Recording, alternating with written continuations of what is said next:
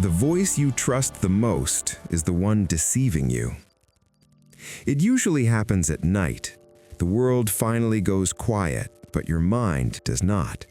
You are lying there, eyes closed, body tired, and yet your thoughts are wide awake. They replay conversations. They question decisions. They bring up things you thought you had already moved past. You tell yourself to sleep, but the mind keeps talking. And in that quiet moment, it feels convincing. It sounds logical. It sounds like you. That voice tells you what you should have said, what you should have done differently, what might go wrong tomorrow, what this moment supposedly says about who you are. And without realizing it, you listen. Most people never question that voice. They assume it is telling the truth. After all, it is coming from inside their own head. But here is something rarely said clearly and almost never said calmly. Your thoughts are not facts. They never were. Yet, for most of your life, you have treated them as if they were. You have trusted them. You have argued with them. You have obeyed them. And that quiet trust has a cost. It shows up as self-doubt that never fully goes away, as overthinking that drains your energy before the day even begins, as a constant sense of mental effort, even when nothing is happening. You might look fine on the outside, capable, responsible, intelligent, but inside there's a tension, a pressure to figure things out, a feeling that you are always one thought away from peace, but never quite there. You replay the past, trying to fix it. You rehearse the future, trying to control it. And in between, the present quietly slips by. What makes this difficult is not that the mind speaks. The mind was always meant to speak. What makes it exhausting is that the mind speaks constantly, and it rarely tells you when it is guessing. That same voice that warns you also doubts you. The same voice that plans also criticizes. The same voice that tries to protect you often convinces you that you are not enough. And because it sounds familiar, because it uses your language, your memories, your tone, you assume it must be telling the truth. So you believe it when it says, "You are behind. You should be further by now. Something is wrong with you. Do not relax yet." This isn't loud panic. It is quieter than that. It is the kind of mental noise that follows you everywhere, at work, in relationships, even in moments that should feel calm. And over time, it creates a deep fatigue, not of the body, but of the mind. If you have ever felt mentally tired even after resting, if you have ever achieved something and immediately felt pressure instead of relief, if you have ever wondered why your own thoughts feel like they're working against you, you are not alone. And more importantly, you are not failing. Because the problem has never been that you think too much. The problem is that no one ever showed you how thinking actually works.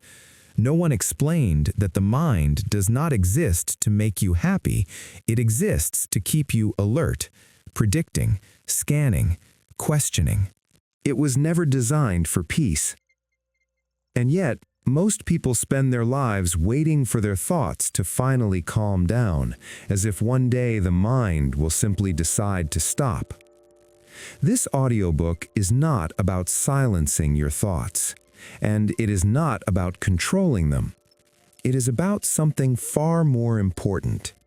By the end of this, you won't need your mind to be quiet in order to feel calm. You won't need to fight your thoughts to feel steady. You will hear that inner voice differently, not as an authority, not as a threat, but as what it has always been, just a voice. And for the first time, you may realize that you were never the voice at all. You were the one listening.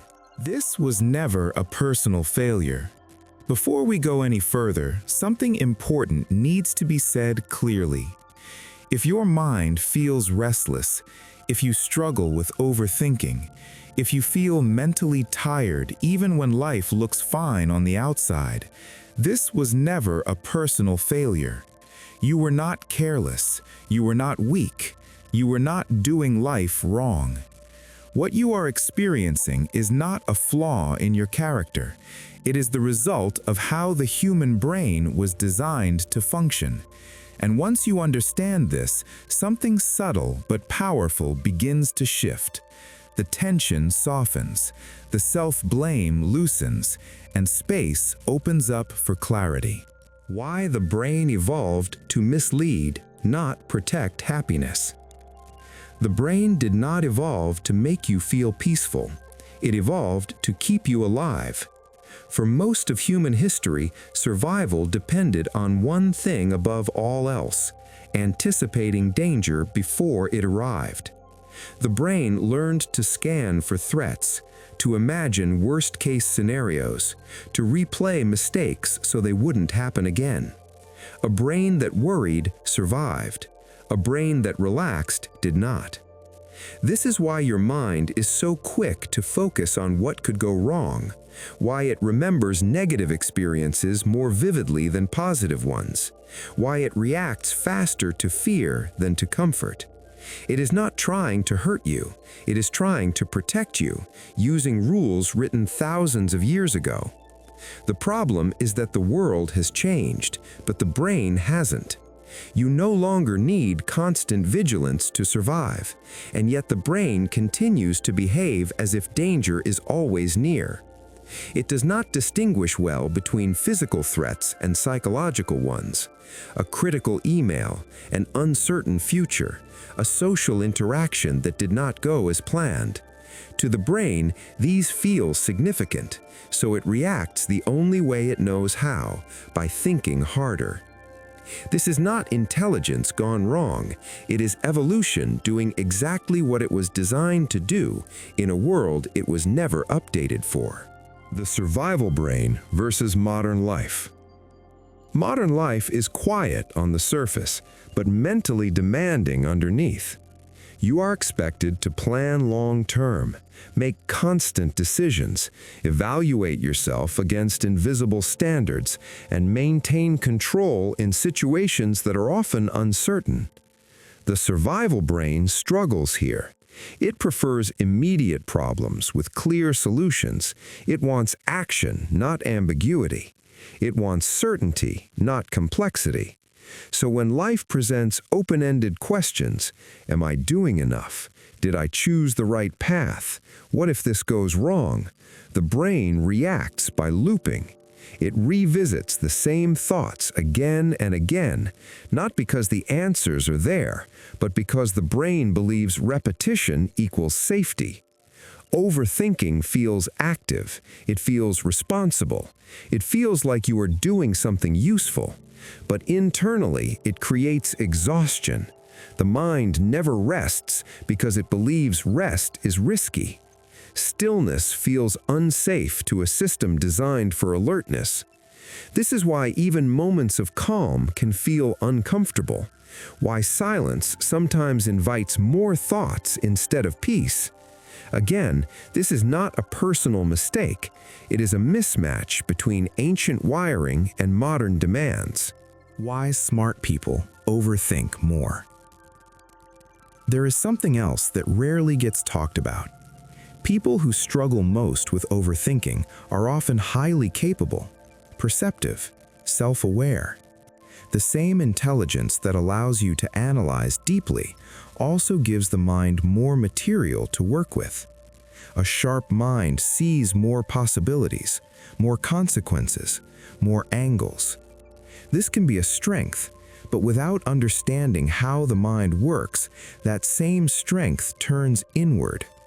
The brain begins to analyze the self, question motivations, evaluate emotions, monitor progress constantly. This creates a subtle pressure, as if you are always being watched by your own thoughts. And because intelligent people are used to solving problems through thinking, they naturally assume that more thinking will fix the discomfort. So they try harder, think deeper, push further, not realizing that the issue is not a lack of thinking, but too much identification with it. The mind is excellent at problem solving, but it was never meant to manage your sense of self. When thinking turns inward without awareness, it does not create clarity, it creates noise. You are not broken. You are human. This is the moment where many people feel relief for the first time, not because their thoughts stop, but because the story about why they have them changes. You are not broken. You do not need fixing, and you are not behind in some invisible race. What you are experiencing is the natural outcome of a mind doing its job without guidance.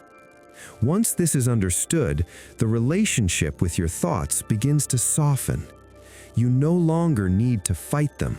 You no longer need to believe every one of them, and you no longer need to judge yourself for having them. This audiobook is not about becoming thoughtless. It is about becoming less entangled. You will still think, but you will think with more space, more awareness, more choice. And from that space, calm does not need to be forced. It begins to appear naturally.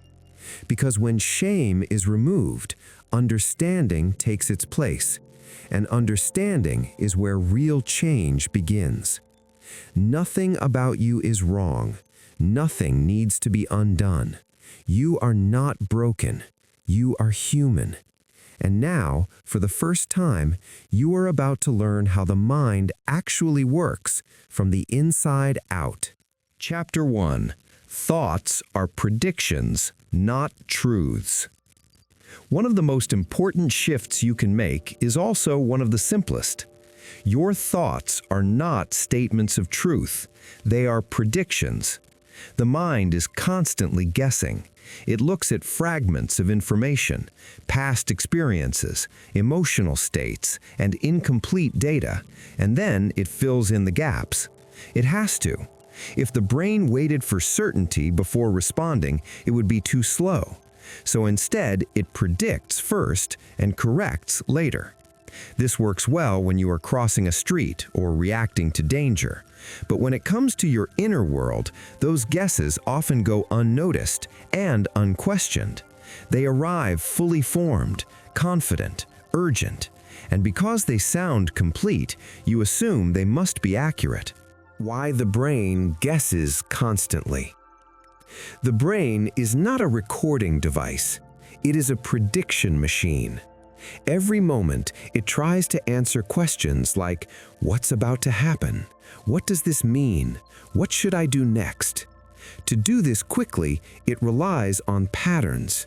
It pulls from memory, from emotional states, from previous outcomes. If something once led to disappointment, the brain predicts disappointment again. If uncertainty once caused pain, the brain predicts danger in uncertainty. Most of these predictions happen automatically, below awareness, before logic has time to catch up. This is why a single thought can change your mood instantly, why one imagined outcome can tighten your body, why a mental image of the future can feel real enough to react to. The brain does not wait to confirm, it assumes. And assumption feels exactly like truth when you are inside it. But prediction is not fact. It is simply the brain doing what it has always done, trying to stay one step ahead. How fear disguises itself as logic. Fear rarely announces itself clearly. It does not say, I am fear. It says, this is reasonable. This is realistic. This is just being prepared. Fear uses logic as camouflage. It borrows facts selectively. It connects them into convincing stories, and it delivers them with urgency. This is why fearful thoughts often sound intelligent. They use your vocabulary, your experiences, your reasoning ability. They do not feel emotional, they feel analytical. But if you listen closely, you'll notice something subtle. Fear-based thoughts are almost always focused on what could go wrong, what might be lost, what you cannot afford to risk. They rarely consider balance. They rarely explore neutral outcomes. They almost never imagine things working out. That imbalance is the clue. Logic weighs evidence evenly. Fear does not. Fear predicts harm and calls it realism. And because it feels responsible to listen to fear, you follow it, even when it leads you into mental exhaustion. The danger of believing every internal narrative. The most draining habit is not thinking, it is believing. Every thought carries a narrative, a story about who you are, what something means, where things are headed. I should be further by now. This is going to fail. I always mess this up. I cannot relax yet. These stories repeat so often that they feel familiar, and familiarity feels like truth. But here's the danger. When you believe a thought, your body reacts as if it is real. Stress hormones activate, muscles tighten, attention narrows. You do not just think the thought, you live inside it. And the more you live inside these narratives, the more they shape how you see yourself. Not because they're accurate, but because they're repeated. This is how a passing mental prediction turns into a fixed identity, not through evidence, through repetition and belief. Quiet exercise, observing a thought without engaging it. There is another way to relate to thoughts.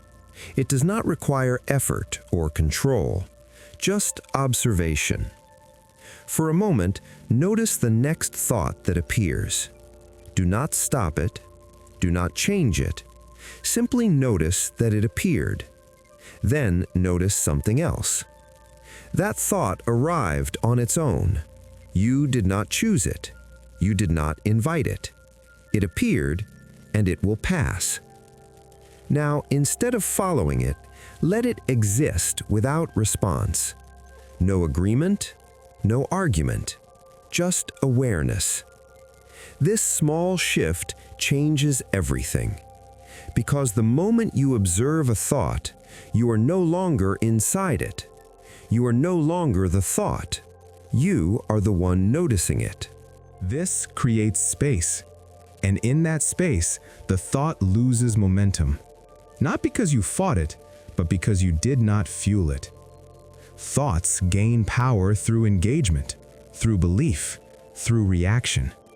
When engagement stops, their grip weakens naturally. This is not detachment from life, it is clarity. You still think, but you are no longer carried by every mental prediction. And that changes how the mind feels. Not louder, but lighter. As this becomes clearer, something important happens. You stop treating thoughts as commands. You stop treating them as facts. You begin to see them for what they are. Temporary guesses made by a system designed to predict, not to know. And once you see thoughts as guesses, their power weakens. They still come, but they no longer define you. And from that shift, a quieter kind of control begins to emerge. Not control over the mind, but freedom from being ruled by it. Chapter 2. The brain's addiction to control. One of the quiet forces driving anxiety is the brain's deep attachment to control. Not control in the dramatic sense, but the subtle need to know, to predict, to reduce uncertainty as much as possible. The brain does not crave certainty because it wants comfort. It craves certainty because uncertainty feels threatening. And so the mind tries to manage the future before it arrives. Why uncertainty feels threatening. Uncertainty leaves space, and the brain dislikes empty space. When outcomes are unclear, the mind fills the gap with possibilities, most of them negative. This is not pessimism, it is risk assessment taken too far. From the brain's perspective, not knowing what will happen means not being prepared. So it scans, it imagines, it predicts. What if this goes wrong? What if I miss something? What if I'm not ready? These questions do not come from weakness. They come from a system designed to anticipate danger. But modern uncertainty is different. There is rarely a single threat to prepare for. There is no clear action that resolves everything. So the brain stays alert without resolution. This creates a constant background tension, a feeling of needing to stay mentally active just in case. And over time, that alertness becomes exhausting. Overthinking as a false safety strategy. Overthinking feels useful. That's why it is so convincing. It creates the sense that you are being responsible, that you are staying ahead, that you are preventing mistakes. The mind believes, if I think this through enough, I'll be safe. So it revisits decisions, replays conversations, imagines future outcomes again and again. But overthinking does not create safety, it creates the illusion of safety. The brain confuses mental activity with control. In reality, thinking rarely changes uncertain outcomes, it only increases mental load. The body responds as if something is wrong, even when nothing is happening. This is how anxiety grows quietly, not through dramatic fear, but through constant mental involvement. The mind never stands down because it believes standing down is dangerous. Why the brain repeats the same worries. If thinking does not solve the problem, why does the brain keep returning to the same worries? Because repetition feels like effort, and effort feels like protection. The brain assumes that unresolved thoughts require more attention, not less, so it circles back. It revisits familiar worries because they feel known. And known problems feel safer than unknown ones. Even negative thoughts can feel strangely comfortable when they're familiar. At least they're predictable. This is why new worries often replace old ones. The brain is not looking for peace, it is looking for engagement.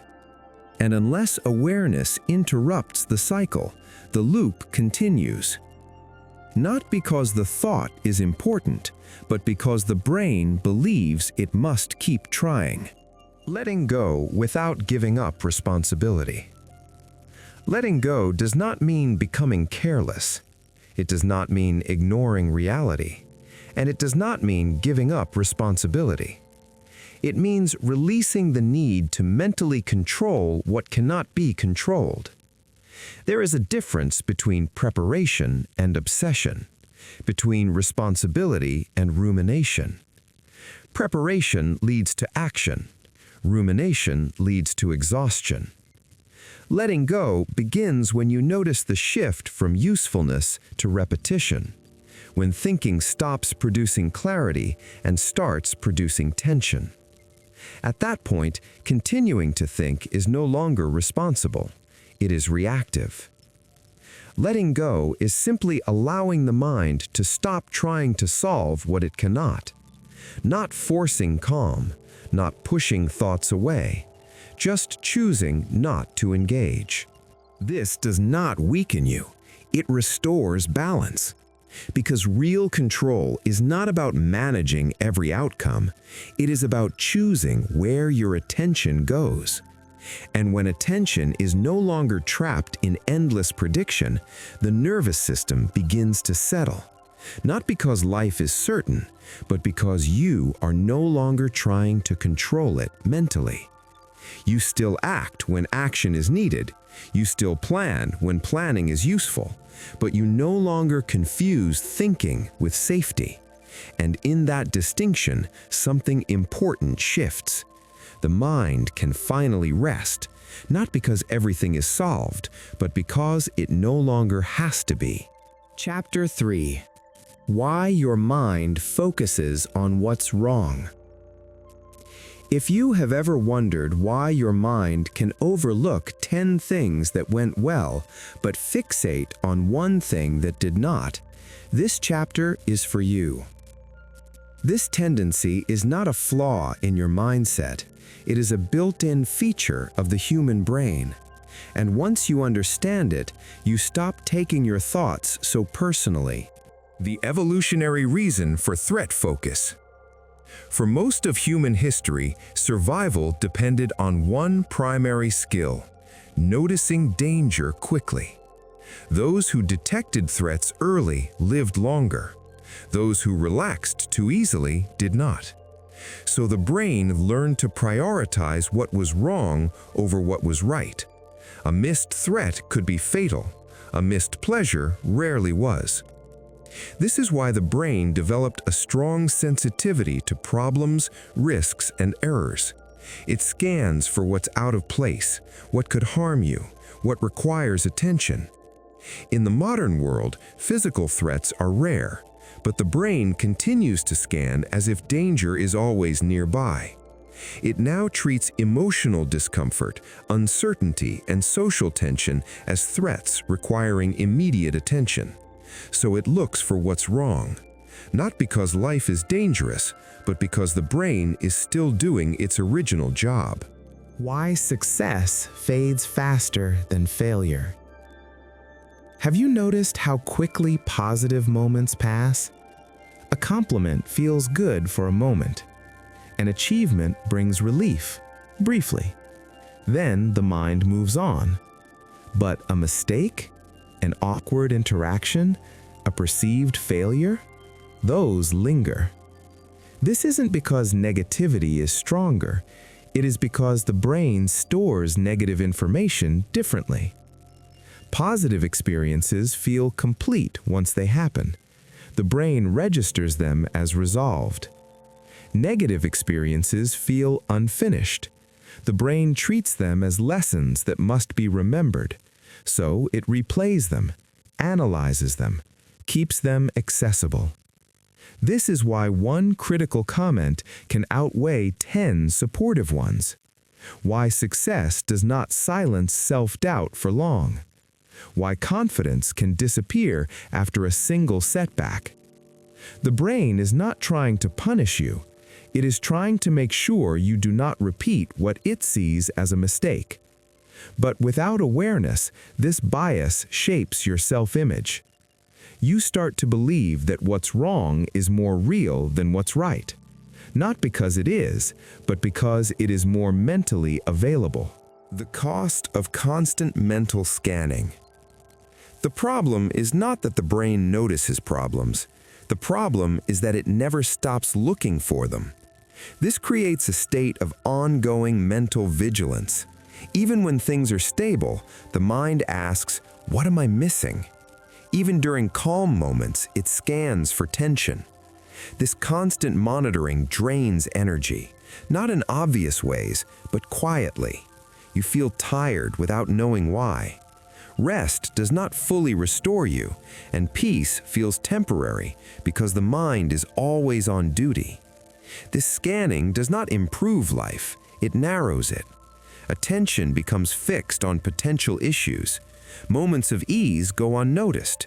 Neutral experiences feel empty instead of restful. Over time, this creates a subtle dissatisfaction, a feeling that something is always slightly off, not because it is, but because the brain keeps searching for proof. Retraining attention gently, not positive thinking. The solution is not forcing positivity. Trying to replace negative thoughts with positive ones often creates more tension. The brain resists what feels artificial. Instead, the shift is gentler. It begins with noticing where attention naturally goes, not judging it, not correcting it, just noticing. When you see how often the mind highlights problems, you begin to realize something important. Attention is being pulled, not chosen. And what can be noticed can be redirected, not toward positivity, but toward balance. This means allowing neutral and calm experiences to register fully, pausing when something goes right, letting it land, not rushing past it, not to hold on to it, but to acknowledge it. This retrains the brain slowly. It learns that not every moment requires scanning, that safety does not depend on constant vigilance. Over time, attention becomes less reactive, less urgent. The mind still notices problems, but it no longer treats them as the whole picture. And in that shift, something subtle happens. The nervous system relaxes. Not because life is perfect, but because the brain no longer believes it must always be on guard. Your mind focuses on what's wrong, not because your life is broken, but because your brain is ancient. Once you understand that, you stop arguing with your thoughts and start relating to them with clarity. And clarity creates space. Space where calm can exist, even when the mind continues to scan. Because now you know what it is doing. And knowing that changes everything. Chapter 4. The inner critic is not your voice. There is a voice many people assume is their own. It comments on your actions, judges your progress, points out what you should have done better. It speaks with certainty, often harshly, sometimes relentlessly. And because it uses the word you assume it must be you. But this is one of the most important distinctions you will ever make. The inner critic is not your voice.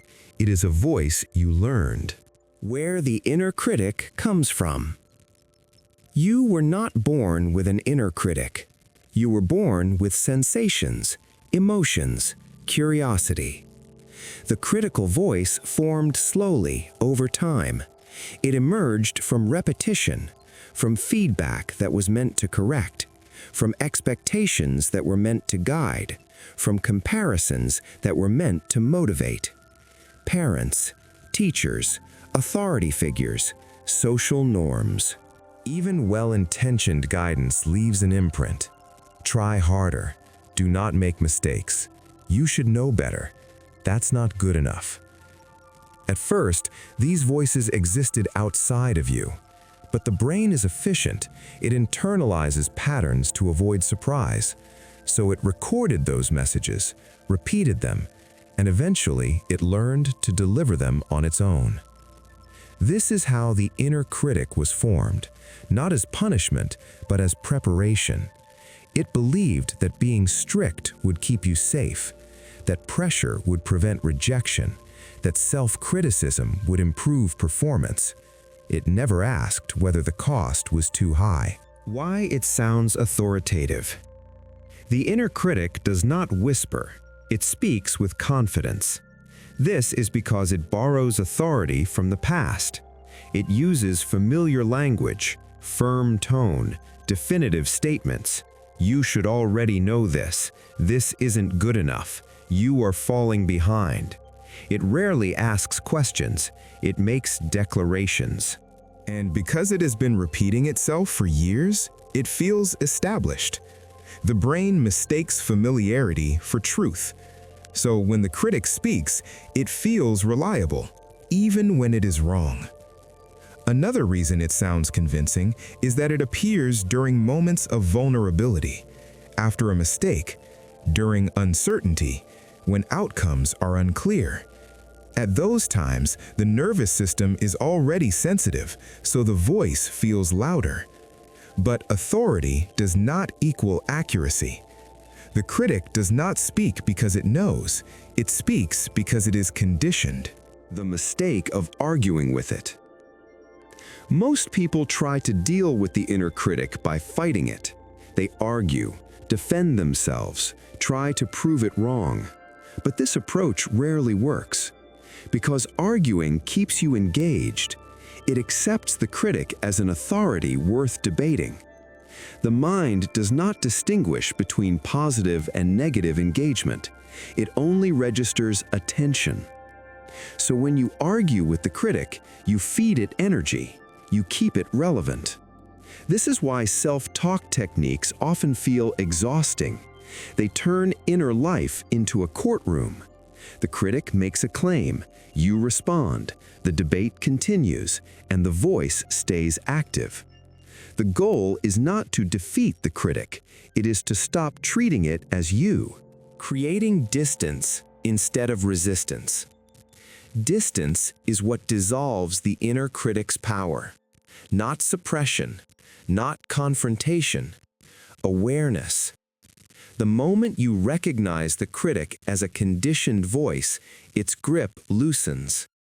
You begin to hear it differently, not as truth, but as pattern. You do not need to stop it. You do not need to answer it. You simply notice it. That's the critic. This small act creates separation, and in that separation, the critic loses authority. It may still speak, but it no longer defines you. Over time, something changes. The voice becomes quieter, less urgent, less convincing. Not because it was silenced, but because it was seen. You begin to act from clarity instead of pressure, from intention instead of fear. And perhaps most importantly, you stop confusing self-awareness with self-attack. Because awareness is calm, the critic is not. The inner critic is not your enemy. It is outdated protection. It learned its role long ago and never realized the conditions changed. You do not need to remove it. You do not need to fix it. You only need to stop mistaking it for who you are. And once that distinction is made, a different kind of voice becomes noticeable. Not loud, not commanding, but steady. The voice of presence, of choice, of clarity. The voice that was there before the critic learned how to speak. And that voice has been waiting patiently for you to listen. Chapter 5. Emotions follow meaning, not reality. One of the most powerful realizations you can have about the mind is simple. Emotions do not arise from events themselves. They arise from the meaning you assign to them. What happens does not automatically dictate how you feel.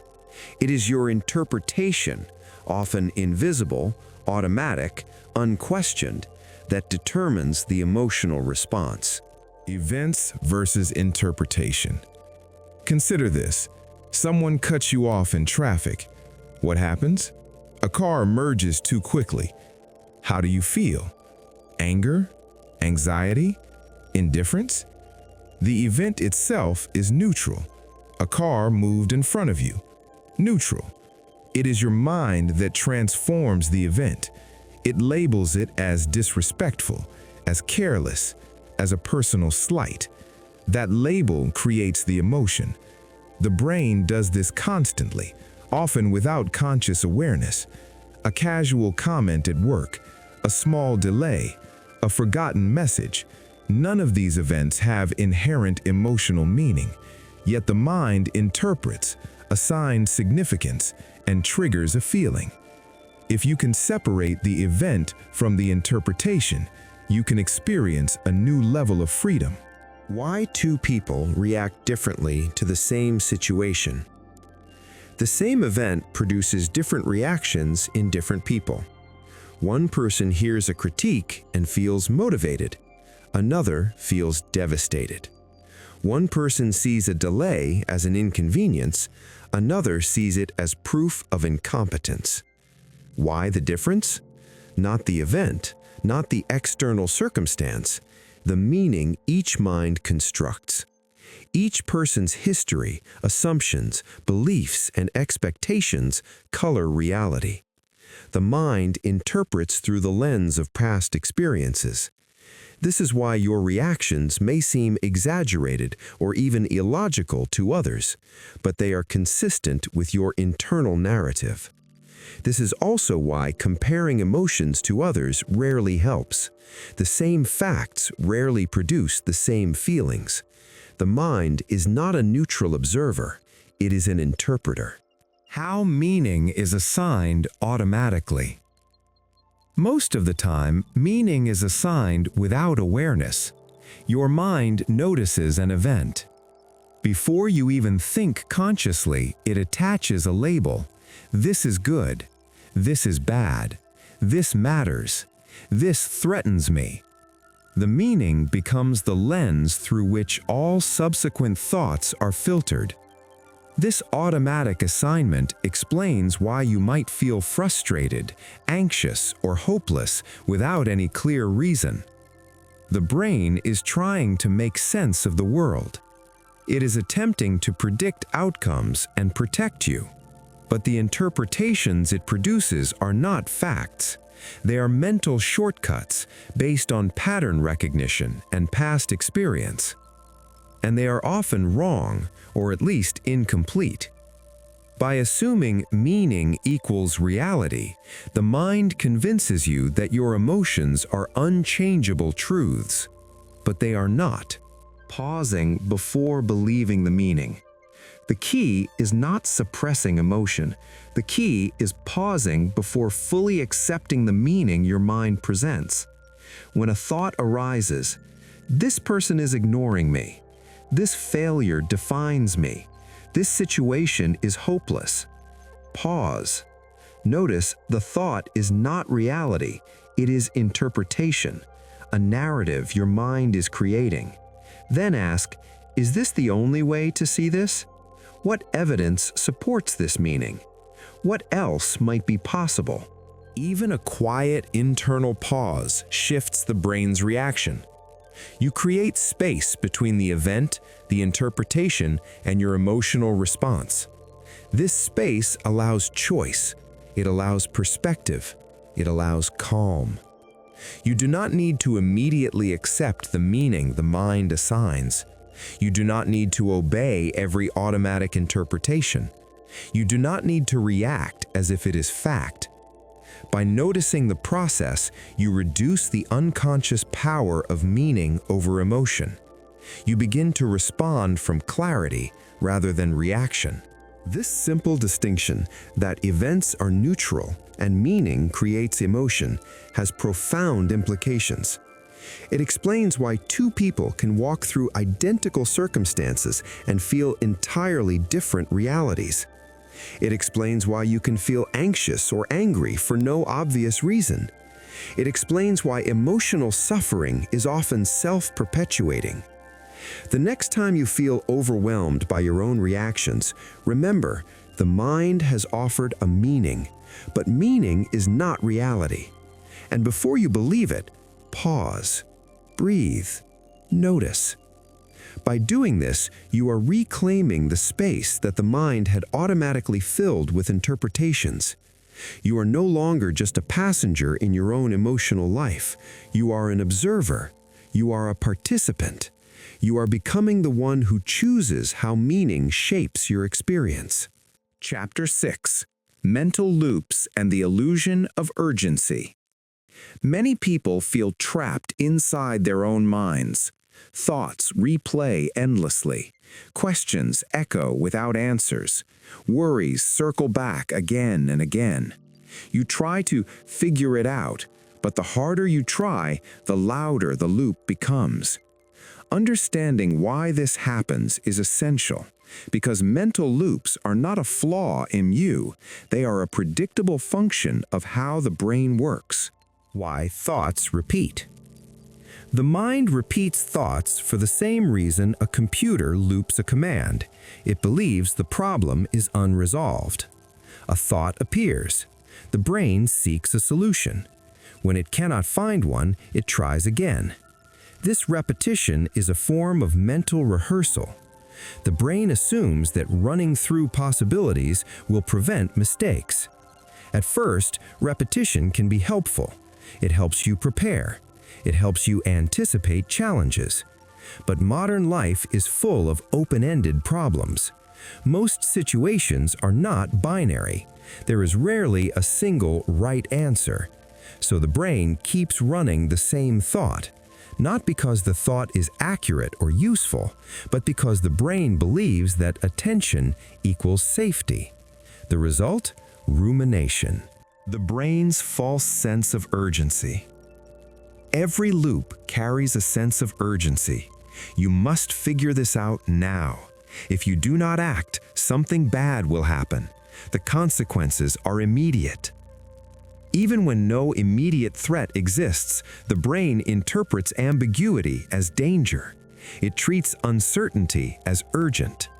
This is why worries feel pressing at 3 in the morning, or why a minor decision can feel overwhelming, or why small mistakes loom larger in your mind than they do in reality. Urgency is a signal, not a directive, but the brain presents it as imperative, and because it feels real, you obey. Why figuring it out never works. Most people try to end the loops by thinking harder. I just need to figure this out. I need a clear answer.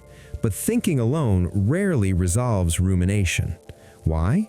Because the brain is not malfunctioning. It is doing exactly what it was designed to do: predict, rehearse, anticipate. The more you think, the more information it has to generate possibilities. The more possibilities it generates, the more the loop continues.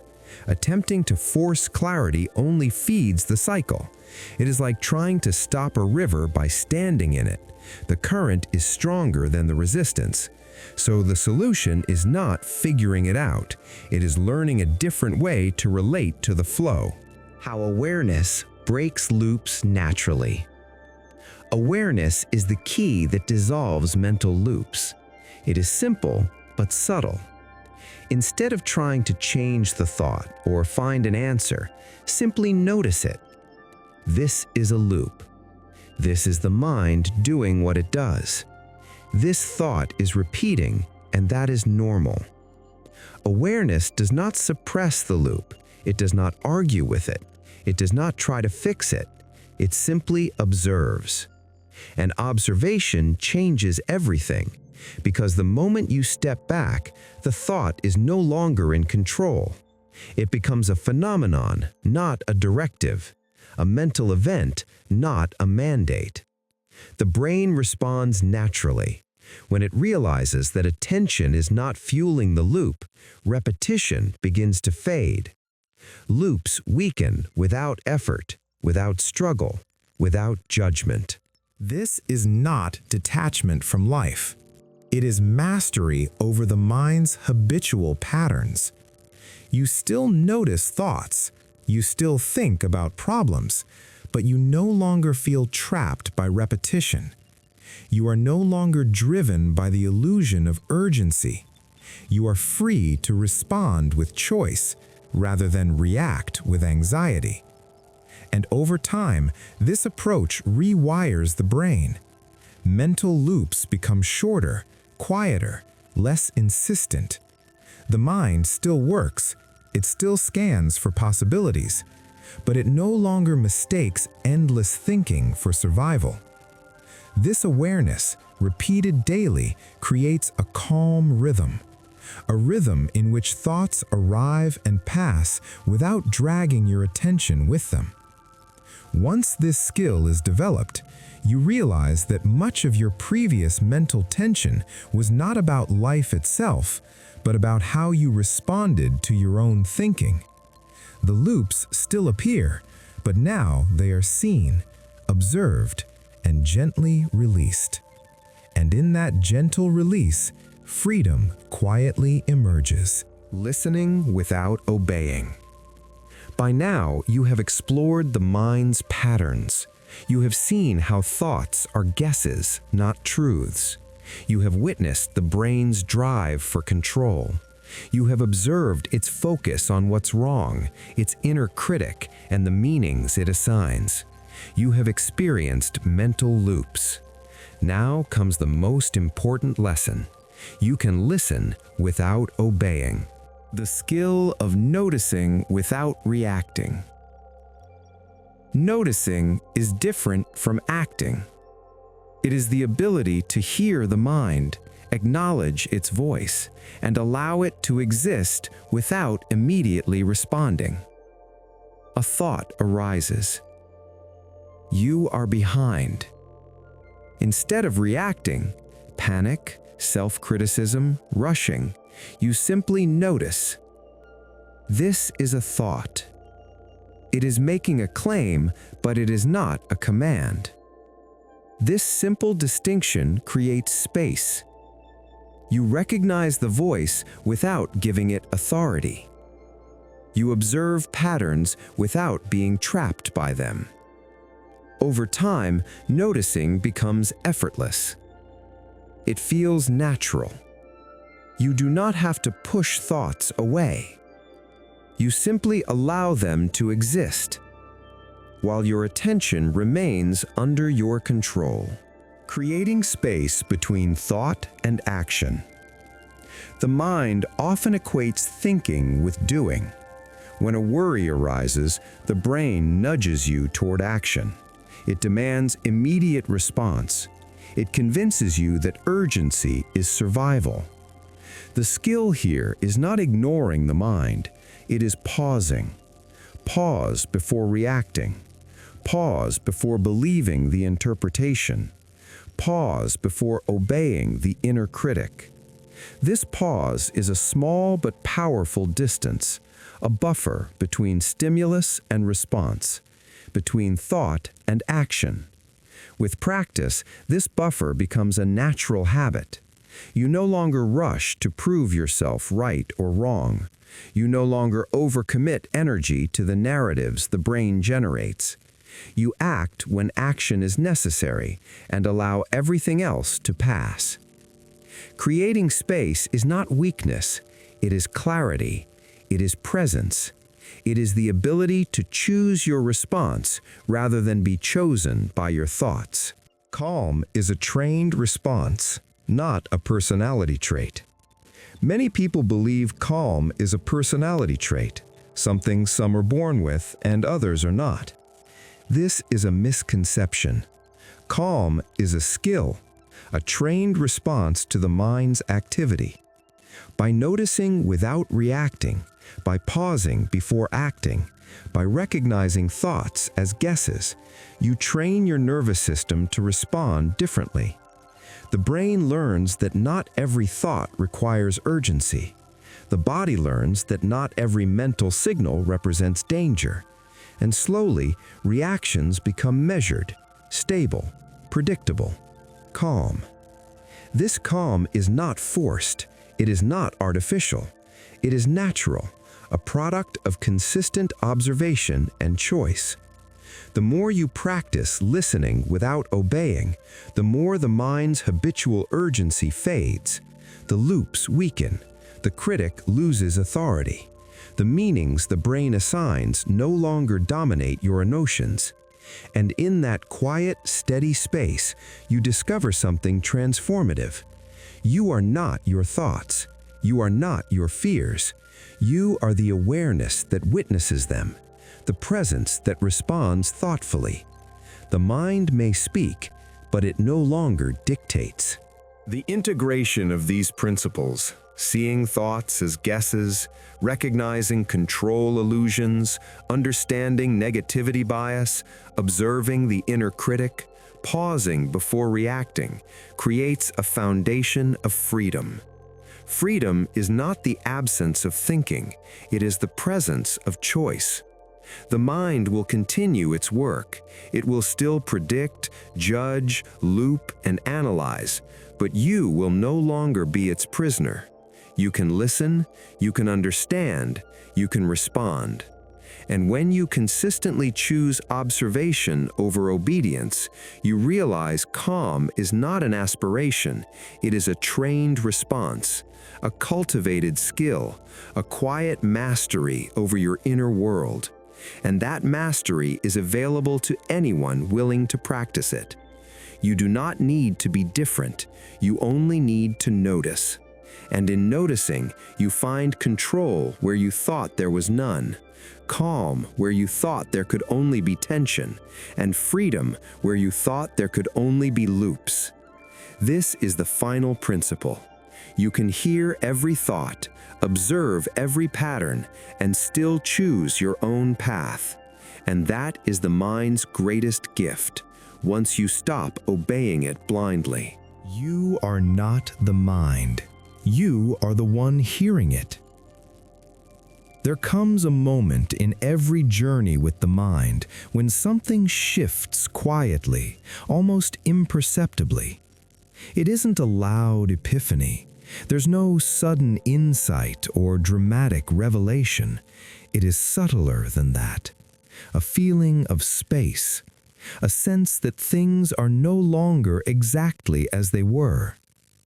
This is the moment when the perspective you have been cultivating clicks into place. You are not the mind. You are the one hearing it. The moment everything quietly shifts. Perhaps it happens in a small way. You notice a thought arise. You are not enough. In the past, this would have pulled you in. It would have colored your mood. It would have commanded your attention. But now there is a pause. You notice it. You hear it. And it passes. There is a sense of relief, not from changing the thought, not from trying to reason with it, not from resisting it, but from seeing it for what it is, a voice that speaks but does not define you. This subtle recognition is transformative because the mind's habitual authority over your feelings, your focus, and your sense of self begins to loosen. The shift is not in the thought itself, it is in who is hearing it. Living with thoughts instead of under them. Life does not become thoughtless. The mind continues to speak. It will offer predictions, it will rehearse worries, it will replay old criticisms. But you are no longer living under its shadow. You are living with it. There is a distinction. Living under your mind means every thought directs your attention, your emotions, and your actions. Living with your mind means you hear it, understand it, and respond intentionally. In this space, thoughts are no longer mandates. They are phenomena, experiences, messages to be acknowledged, not obeyed. You notice a loop. You recognize a fear. You hear the critic. And yet, you continue your day. Your attention returns to what matters. Your energy is no longer captive to every prediction or judgment. This is freedom, subtle, ongoing, real. A calm future visualization. Take a moment to imagine the days ahead. Picture waking up in the morning. The mind begins its usual chatter. Plans, worries, possibilities. You hear it. You notice it. You do not immediately react. You move through your day with calm attention. Tasks are completed. Conversations happen. Decisions are made. The mind offers suggestions. It raises concerns. It points out potential mistakes. And yet, you are not entangled. You operate from clarity, not pressure. You respond when necessary. You release what does not serve. Imagine facing challenges, setbacks, or uncertainty. The mental noise is still present, but your awareness acts as a buffer. Your nervous system is steady. Your mind works for you, not against you. This is not a fantasy. It is a trained response, a natural consequence of observing without obeying, a life lived alongside the mind rather than under it. As you settle into this understanding, let the final truth resonate deeply. The mind will continue to speak. It will predict, worry, and criticize. It will rehearse old stories and imagine new ones. But now you know something that cannot be taken away. You are not the mind. You are the one listening. This awareness is your anchor, your guide, your quiet source of strength. And whenever you return to this audiobook, or whenever your thoughts rise with intensity, remember, the voice is not you. You are the awareness hearing it. The mind will keep speaking, but now you know who is listening. And with that knowledge, freedom is no longer theoretical. It is present. It is real. It is yours.